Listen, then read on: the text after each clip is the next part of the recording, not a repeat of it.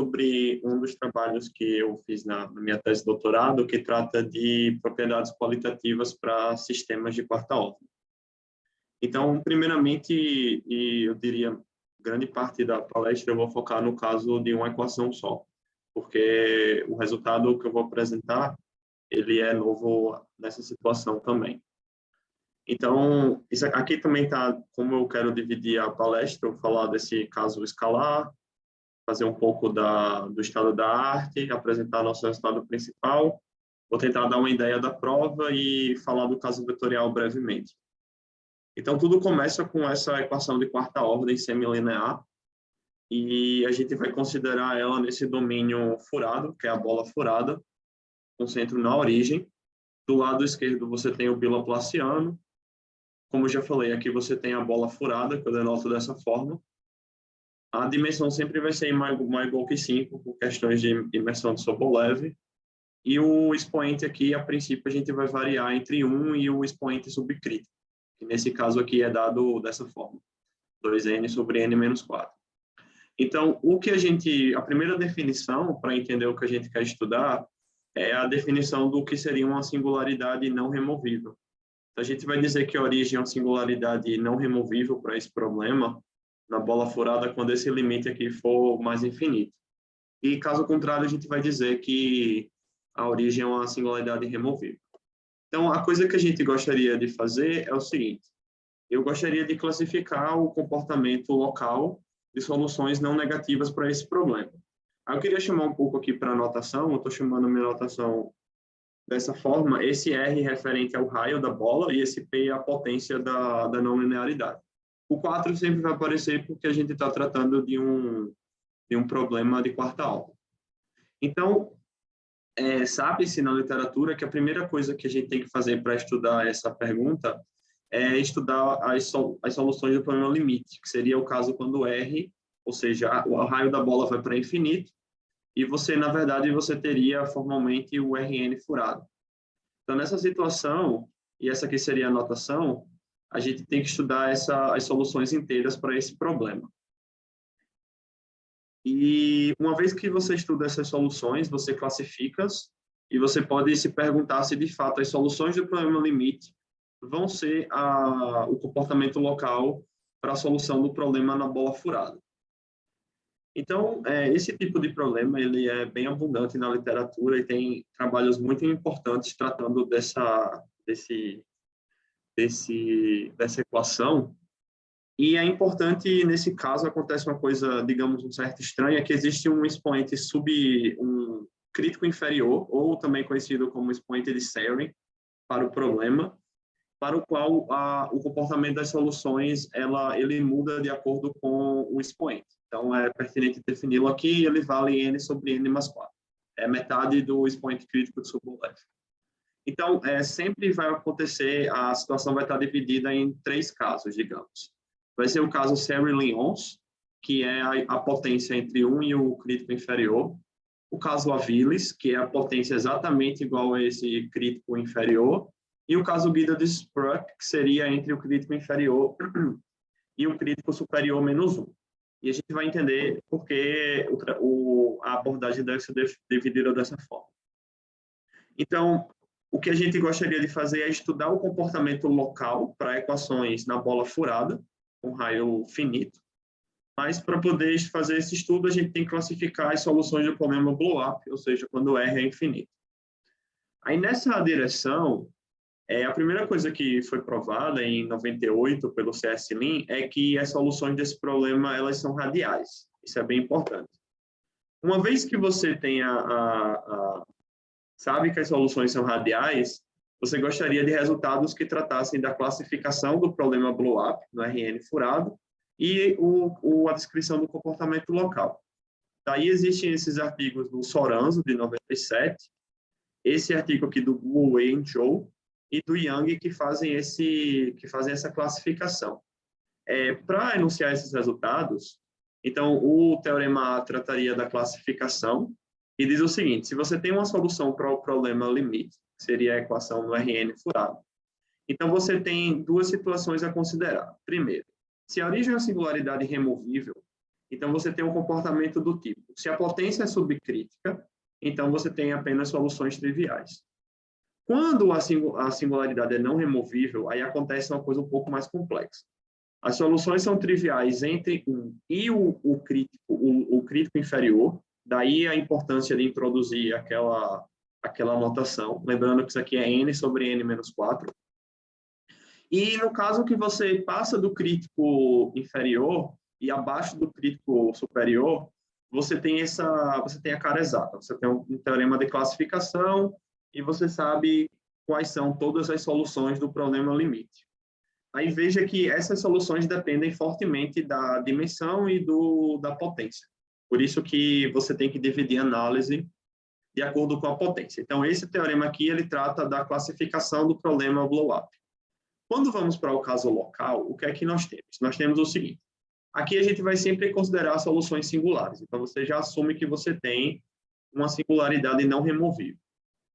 Então, você já sabe, a primeira coisa, as soluções elas são assintoticamente e radialmente simétricas, e é isso que diz essa fórmula, elas se comportam assintoticamente como uma média, e além disso, você consegue dizer de forma melhor como se comporta a solução, e você tem essas três situações. Então, observe, quando você está abaixo do crítico inferior, as soluções se comportam como a solução fundamental.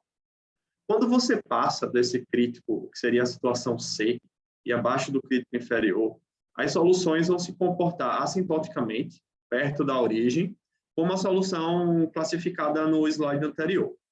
Daí fica a pergunta, né, do que acontece exatamente no caso no crítico inferior. E até então só existia essa desigualdade assintótica, que foi provada por Soranzo, que diz que as soluções elas estão abaixo dessa solução aqui, digamos. Então, isso aí seria o que existia na literatura. Quando você compara isso com a literatura de segunda ordem, que é a literatura clássica de Serrin-Lyons, Aviles, Giddens-Spruck, Caffarelli e Giddens-Spruck, você vê que esse resultado aqui ele não é sharp. Então, está faltando, você tem apenas uma desigualdade assintótica, mas você gostaria de dizer, como você faz aqui no item C, de fato, quem é o modelo local perto da singularidade.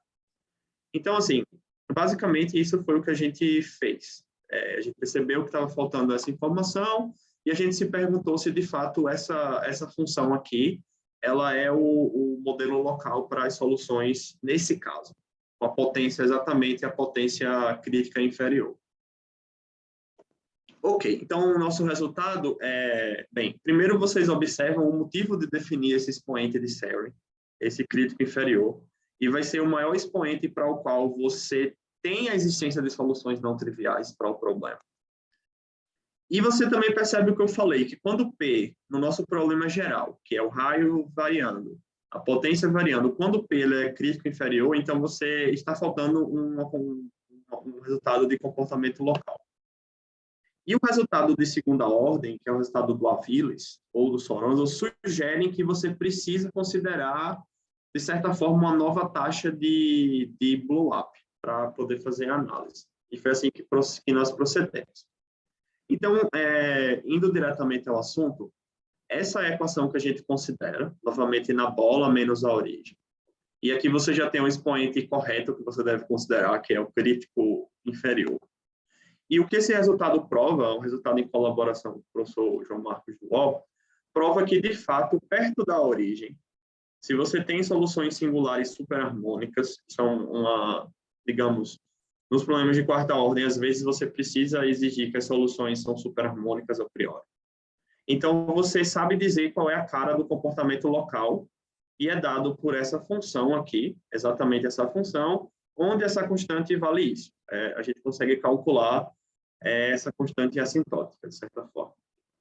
Então, esse aqui é nosso resultado. Se aqui eu fiz um desenho horrível, para tentar explicar um pouco melhor o que é que está acontecendo. Então, no caso que você não tem, que você está no RN todo e você tem uma singularidade removível, você tem não existência nessa faixa e classificação quando chega no crítico. Eu não falei sobre isso, mas aqui você também classifica as soluções. Quando você vai para o caso com singularidade removível, seja ele no RN todo ou no RN ou na bola com raio finito, você vê uma mudança de comportamento exatamente quando você passa aqui nesse expoente. E aqui você vai ter que introduzir uma nova mudança de variáveis, que vai se chamar coordenadas logarítmicas cilíndricas não autônomas. Vou falar um pouco sobre isso depois. Daí a dificuldade do trabalho. Então, a prova consiste da seguinte maneira. Eu vou tentar falar um pouco a ideia geral. A ideia geral é, como eu falei, a gente vai ter que definir uma nova mudança de variáveis, porque a mudança usual de Fowler, ela não funciona no nosso problema, exatamente porque a gente está naquele expoente crítico inferior. A gente vai definir o que seria o funcional de Pohojev associado nesse sistema. Daí a gente vai usar argumentos BOAP para obter estimativas a priori e provar que esse funcional era limitado. E, juntamente com essa informação, a gente vai precisar provar que esse funcional de Pohojev satisfaz uma fórmula de monotonicidade. E para o pessoal que já viu alguma coisa de superfícies mínimas, ou mesmo na teoria de EDPs, uma fórmula de monotonicidade para o funcional de Pohojev, em geral, implica argumentos como regularidade e, principalmente, argumentos de singularidade removível. Então, uma vez que a gente tem essa monotonicidade, como eu falei, você consegue provar que a sua singularidade é removível, e aí você consegue gerar uma contradição baseada no sinal do invariante do funcional de Pohojev. Então, essa seria a ideia principal da prova. As dificuldades, como eu falei, é que as mudanças de variáveis usuais, elas não funcionam nesse caso, exatamente pela potência que a gente está considerando. O que a gente vai fazer é que a gente vai definir um novo sistema, só que nesse sistema, a EDO, ou a equação em coordenadas cilíndricas, ela é não autônoma, diferente do caso anterior. Então, isso nos trouxe uma dificuldade um pouco maior. Daí a gente vai usar simetria de soluções, que a gente já conhece, dos resultados de CS-LIN, para poder chegar num EDO de quarta ordem não autônomo. E daí o que a gente vai provar, no nosso caso, que é a ideia principal, é que apesar de você não ter uma fórmula de monotonicidade para o funcional de Pohojev, como você teria no caso anterior, você tem uma monotonicidade assintótica, digamos. Você sabe que para valores altos do tempo da variável t, você vai começar a observar que o funcional de Pohojev ele vai ter um comportamento. O sinal da derivada vai estar bem definido para certos valores de tempo. Isso vai ser a ideia principal da prova. Então, a heurística para pensar assim como eu falei, de certa forma nasce na teoria de mínimas, quando você percebe que, você sabe que superfícies mínimas de dimensão 8 podem ter singularidades isoladas, e é comum, nessa teoria, obter resultados de singularidade removível olhando para a monotonicidade de um funcional chamado do max ratio. Então, a ideia é aqui usar esse conceito para trocando o funcional max ratio da teoria de mínimas pelo funcional de Pohojev que a gente define, no nosso caso, não autônomo. Então, vou tentar brevemente chegar na parte técnica. A ideia é sempre, nesse tipo de problema, você definir a mudança de Emden-Fowler, que é essa mudança logarítmica. Daí, nesse sistema, você tem uma nova EDP, onde o operador aqui não é mais o bilaplaciano, mas sim o chamado operador de Penates, ou operador de Penates logaritmo cilíndrico, nesse caso. E essa é a expressão dele. Bem, todos esses termos aqui, eu tô meio que reescrevendo o operador bilaplaciano nesse sistema de coordenadas. Então, você vai ter constantes aqui que dependem da dimensão e da potência, certo? Não dependem do tempo a princípio, então por isso que nesse caso você vai chegar numa coisa que é autônoma quando você usa esse sistema, dessa forma aqui. E os coeficientes são dados dessa forma. Então, tem uma forma de calcular os coeficientes, a princípio usando apenas a dimensão e a potência. O que acontece é que esse coeficiente líder é ele que diz o comportamento, no final, ele que vai dizer o comportamento das soluções de equilíbrio. Só que, quando o P é exatamente o P que a gente está considerando, pode-se verificar que isso aqui é zero. Então, você perde a informação que você tinha sobre as soluções limite. Então, associado aqui, a gente consegue definir uma energia, e essa é a forma pelo qual a gente muda para coordenadas cilíndricas. A gente tem uma energia hamiltoniana muito mais simples. Associada a essa energia hamiltoniana, a gente tem um funcional de Porejev, dessa forma. Você integra essa energia hamiltoniana. Isso aqui, só, a princípio, depende do tempo. E o que você consegue provar é esse resultado. Esse resultado ele é válido para o P, diferente do P que a gente considera. Que a derivada desse funcional ela é positiva, ou seja, você tem uma certa monotonicidade. Só que no nosso caso, o que acontece, foi o que eu falei, é que exatamente nesse expoente, o coeficiente líder é zero.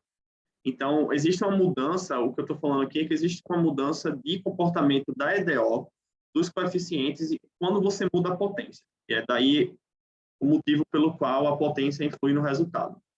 No caso crítico, que eu não estou considerando aqui nessa palestra, o que acontece é que esse funcional, na verdade, ele é um invariante. Quando você calcula a derivada é zero. Bem, como eu falei no nosso caso, isso aqui seria a novidade. Você tem uma nova transformada de uma mudança de variáveis que envolve o logaritmo agora. E nessa mudança de variáveis, você tem um novo funcional de Porejev agora não autônomo. E a equação que você obtém, ela também é não autônoma. Veja o termo do T aqui no lado direito. O operador de Peanut, agora, observe que ele depende do tempo. Ele não depende mais apenas, bem, o P está fixo, né? Porque o P é o P crítico inferior, mas agora você tem coeficientes que dependem do tempo. A novidade é que a gente conseguiu calcular esses coeficientes e tem fórmulas um pouco complicadas para eles, mas, de certa forma, o que importa não é a fórmula do coeficiente, mas como é que ele se comporta no infinito. Por exemplo, quando o t vai para... Você multiplica isso aqui por t e manda para infinito, você vai ver que o que sobra é esse termo aqui, exatamente aquela constante que a gente calcula no começo, apresentou no começo da palestra. Então, como a gente fez no caso autônomo, a gente define uma energia, só que agora é uma energia não autônoma, uma energia hamiltoniana. Associado a essa energia, a gente tem um funcional de Porejev, não autônomo novamente. E para valores grandes, o funcional de Porejev, ele tem, a derivada desse funcional tem um sinal. Só que a novidade agora é que isso depende da dimensão. Seja ele vai ser decrescente para uma certa dimensão e crescente para outra dimensão. Bem, isso não importa porque, a princípio, o que a gente busca é apenas uma monotonicidade, um sinal para a derivada, independente de qual seja o sinal. Então, baseado essa aqui é a parte mais difícil, eu vou passar um pouco mais rápido da consequência. Baseado nessa fórmula de monotonicidade, a gente consegue provar, bem, isso aqui já vem direto do que já existia, de Soronza. A gente já tem essa desigualdade superior para as soluções singulares dadas por essa cota aqui. E baseado no funcional de Porejev ter aquela forma e ter a monotonicidade, a gente consegue provar esse resultado aqui. Que, bem, você só tem duas possibilidades. Ou esse funcional ele vai para zero, para valores quando t é infinito. E se ele for para zero, você vai ter que a U se comporta dessa forma. Ou, se ele atinge um valor, um certo valor constante, na verdade, você tem o resultado que eu falei. Ou seja, basicamente o que você vai fazer? Você vai mostrar que existem níveis extremais para o funcional de Porejev, que seria esse infinito aqui, e você vai classificar o que é que acontece em cada nível. Se esse nível é zero, então você tem esse comportamento. Se esse nível é esse valor aqui, Ln, que ela é calculável, mas eu não coloquei, então você tem o resultado que a gente gostaria. Então, o que faltaria provar aqui é que, caso isso aconteça, você prova que a singularidade é removível, mas isso é um absurdo porque a gente está partindo de soluções singulares. Então, o outro resultado que completaria a análise é provar que quando U se comporta dessa forma perto da origem, então a singularidade é removível. E é provando isso aqui que a gente usa a monotonicidade e a gente usa também o fato da potência ser aquela forma exata e também da solução ser superharmônica. Então, aqui entra aquelas hipóteses. Isso, basicamente, quando você junta essa proposição com essa proposição, você tem a prova do resultado. A palestra, a princípio, é sobre problemas vetoriais. Eu escolhi focar na equação escalar, mas os resultados que nós provamos, eu vou apresentar brevemente, também valem para soluções de um sistema. Então, esse aqui seria o sistema. Então, se você observar agora, eu introduzi uma variável a mais, e M é o número de equações do problema. certo? Então, você tem aqui, novamente, um sistema, uma equação vetorial. Essa U agora denota um mmap, uma solução vetorial. Novamente, você tem o bilaplaciano agindo nesses mapas. E aqui desse lado, você tem uma não linearidade, que é conhecida na literatura como a não linearidade de Gross-Pitsaevsky. E ela meio que simula a potência pura para o caso de uma solução vetorial. Isso aqui é a norma euclidiana de uma coisa no RM. Isso aqui é um M. E aqui a potência, como no começo, varia entre 1 e o crítico menos 1. Então, só para ter uma ideia do que eu estou falando, quando M é igual a 2, essa é a cara do problema. Você tem um U2 e você tem um acoplamento dado por essa norma. E, obviamente, quando o R é infinito, ou seja, a solução blow-up, você tem esse sistema aqui. Então, o que a gente fez foi provar todos os resultados que já existiam na literatura. Para o caso escalar, a gente conseguiu provar para a norma. Para a norma ou seja, U1 ao quadrado mais U2 ao quadrado, a raiz quadrada disso tudo. Ou seja, a gente tem esses resultados aqui. Quando você tem origem, é uma singularidade removível e potência subcrítica, a solução vetorial ela é o vetor nulo. No caso que você tem singularidade não removível, bem, até o crítico inferior, as soluções são genericamente nulas. E, ora, quando você está no caso crítico inferior até o crítico superior, você também classifica as soluções vetoriais agora, usando a solução escalar. Se você observa bem, qualquer solução dessa forma, que tem essa forma aqui, ela já é solução do sistema. Então, daí você se pergunta se as únicas soluções têm essa cara, e foi o que a gente provou. Então, a gente classifica as soluções do sistema nesse resultado, e usando essa classificação, a gente apresenta o resultado de comportamento assintótico para a norma. Ou seja, soluções não negativas superharmônicas, aqui eu quero dizer em ambas as componentes, elas se comportam, o módulo se comporta como o módulo da média, ou seja, elas são assintoticamente radialmente simétricas. Se você está até o crítico inferior, a norma se comporta como uma solução fundamental. Exatamente no crítico, você tem aquele comportamento que depende dessa taxa de blow-up um pouco melhorada, e essa constante é a mesma que a gente apresentou no começo da palestra. E passando desse expoente, você tem esse comportamento em termos da solução que já era classificada nos artigos anteriores de Google, Wei e Zhou. Então, esses são os resultados que eu tinha para apresentar. Queria agradecer a todo mundo pela atenção